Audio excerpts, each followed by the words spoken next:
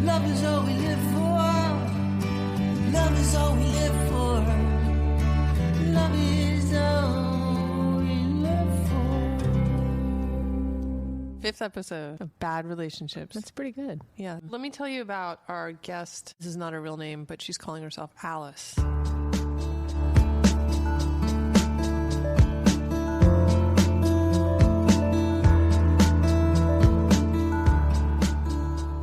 Hi, I'm Alice. Lovely to talk with you. I was raised in a conservative, quite restrictive environment, but I got away from my family's religion. I traveled for 10 months in Europe with my sister and had a lot of interesting adventures and realizations about people with different cultures. When I came back from that, I got married to someone quickly, a nice person from my hometown. Everything went pretty well for about 2.5 years, but it didn't turn out to be a great marriage. I met another person, and little by little, I just fell in love with him. He was from Japan. He was an artist. He actually was in a relationship too and had a very young little boy.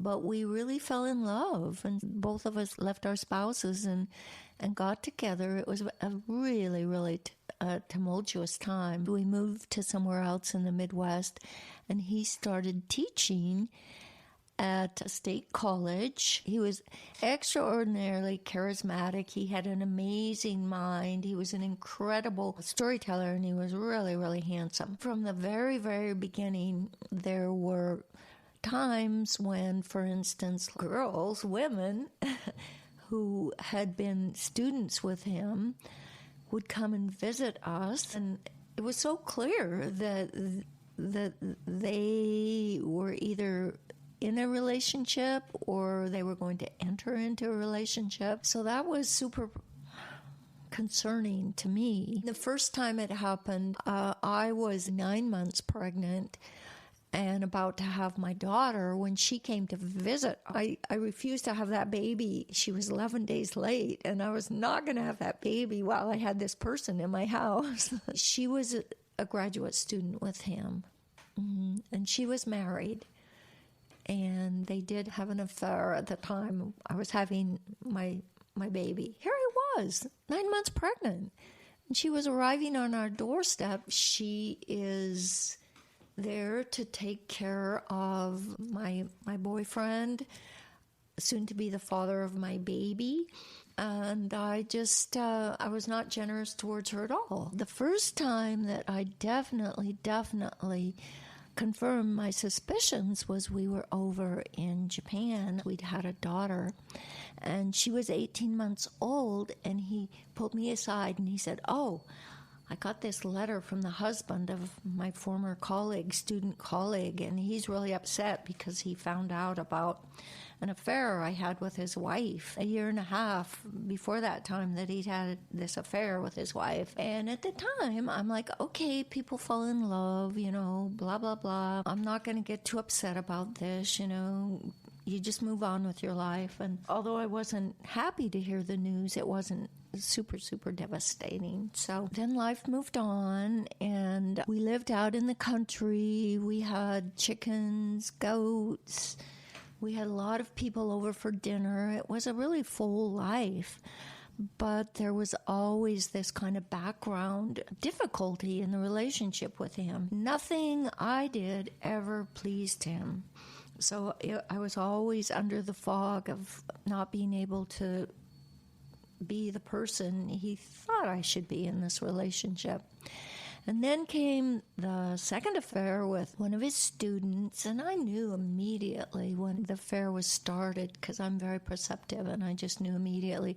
But he denied it, and then he went away with her for spring break, and then in the summer he went away to Europe. He was in art festivals, and his colleagues from his school, 2 of them came over and said, "Do you know your partner is in Europe with his student?" I don't know, that was disturbing to me.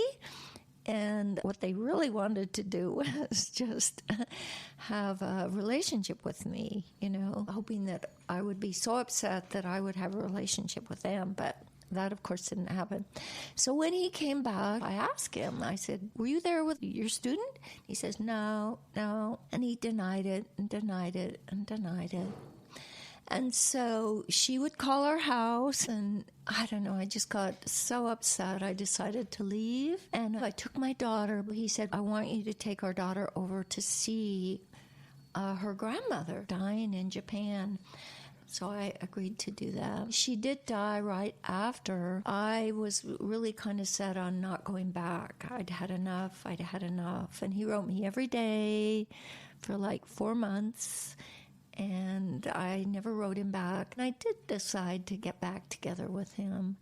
And he was changed for a while. Then, a few years later, we went to Japan again. We stayed for almost a year. After we came back, it was not more than 2 months after, maybe even a month after, I was like, oh, he's involved with another student. The third one, this is very, very, very interesting. At that time, I was 34, 35 years old. She was 27. She was really beautiful. And I did go to a workshop that was being held at the college in my partner's class. My partner was not happy that I was there, but I'd been invited by the person who was giving it. And the beautiful 27-year-old, she was really nice to me. I could just tell. She felt kind of bad that I was getting cheated on. And she was actually really, really nice to me.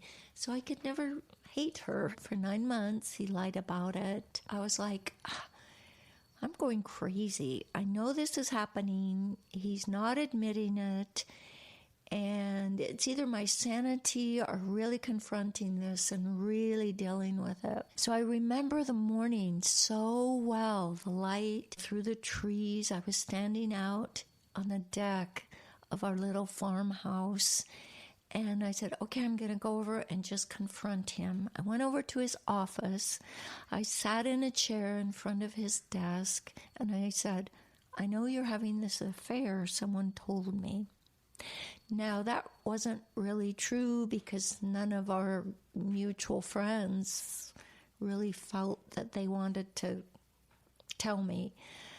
So I just made that up. I sat in front of his desk for an hour saying, somebody told me. I know it's true.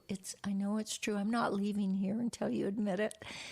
And after an hour, yes, he finally admitted it. And so I was devastated. I felt really bad. I felt worse, even worse than I had been feeling, not knowing it for sure. And so I decided, well, I really have to go. I have to leave.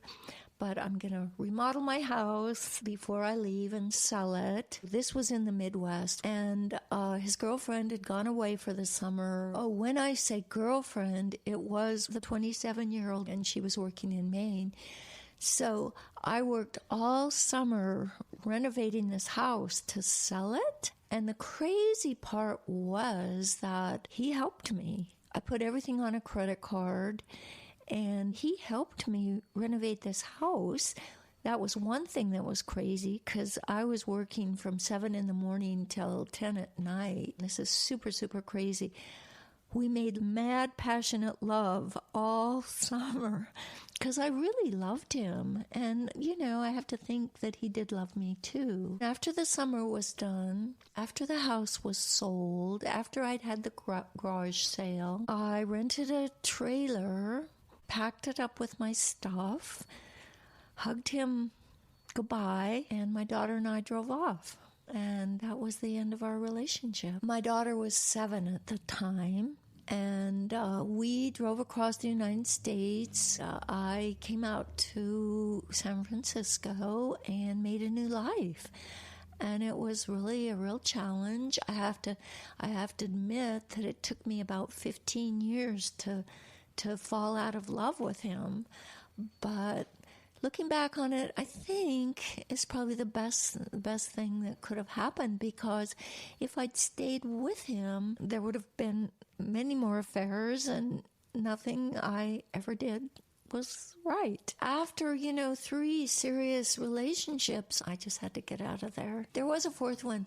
And when we were in Japan the last time, and we were there about 10 months or so, he got a couple letters from a woman, and I asked him about it, and I'm like, oh, okay, this is someone else he's having an affair with.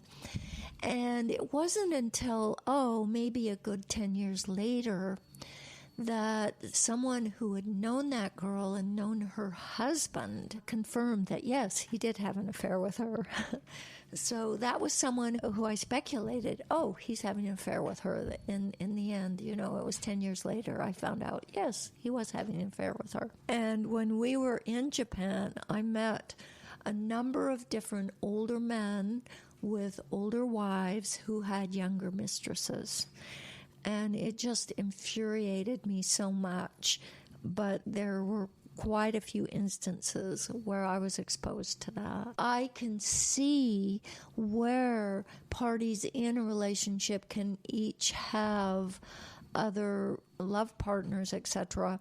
But I can't see how that can work if you lie about it. I think that's really the bottom line for me. He did everything to hide it, and I knew anyway, and he would lie about it if I'd mention it to him for months and months and months, and months and months and months, and it just didn't work for me. I was the wife. I'm from the wife-girlfriend point of view, of the art teacher who is dating his students, It's icky. I was mad at the guys who would do that, but I was also mad at the context that they wouldn't suffer any consequences for dating their students, as married people dating their students.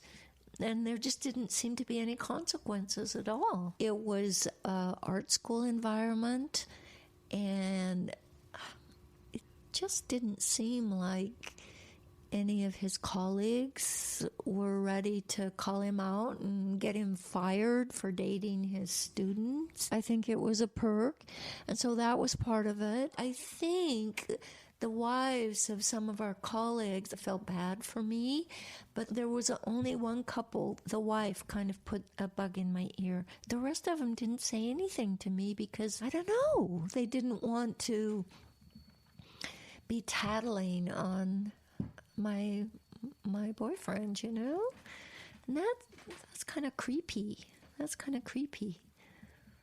Truth telling was so important to me, and the way I'd been brought up.